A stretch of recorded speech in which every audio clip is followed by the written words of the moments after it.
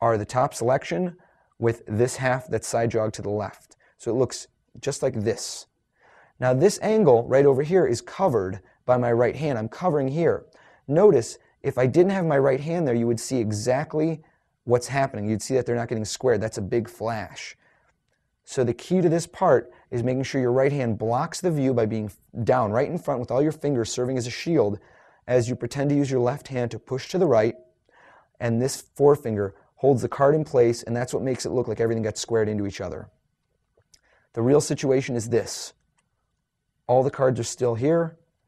All the face-up cards are on the left with the selection here. I'm taking a lot of time with the detail on this because this is the most important part. This is the crux of the effect. At this point, your right hand is going to grip the cards on the left. Your right thumb is going to move back to this corner, right back here, but don't move your right fingers in the front. You don't want to flash. Lifting it up so you can see my right thumb is going to move back to here. The fingers in front don't move. You're going to use this to strip the cards forward and to the right. So my thumb now holds these cards and strips them forward and to the right. I've now stripped out all the face down cards with the exception of the selection. This happens in one smooth motion. You move your hand back and you strip out. You're not really stripping, you're just cutting from the bottom about half the cards face up from the bottom and putting those on top, and then taking the rest of the cards and putting those on top. At speed, it should look as if you've shuffled face up into face down and then showed that you've got cards going every which way. Let's briefly go through the situation just to make sure you know exactly where the cards are positioned. After the shuffle, you've left the selection on top. During the square up, this card is moving to the left. That's the only one that moves. That's the selection. Your right hand is blocking the view. Now you're suiting words to actions. During the strip out, you say we've got cards going face up, face down, every which way. You're kind of saying it the same way. Face down, face up, face down.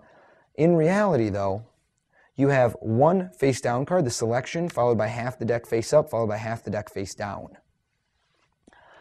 Now, you're going to cut. And this is the part that justifies it. You say the guy now cut the deck, and that's when I noticed there were cards going face up. Cut anywhere in the top half at this point with your right hand. Put them back down. Cut anywhere into the bottom 3/4 at this point, showing face down cards. Now you're going to want to try to hit the natural bevel between the face up and the face down cards. The way to do it is simply relax your hand. See, I did on the first try. Relax your thumb and allow the cards to just gently lift by themselves. Whichever, naturally, you should cut right to the break. As soon as you do that, you say, I've got back to back, lift up this half with your left hand, flip it over. Put the right hand cards back down, and now grab these cards with your right hand and lay them down this way.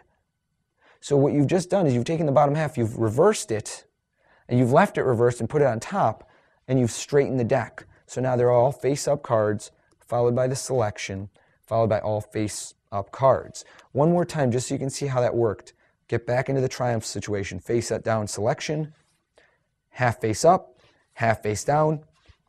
During the cutting sequence, cut into the top quarter. Say we have face-up cards.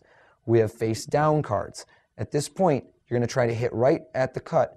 Left hand turns these over, face up, face down.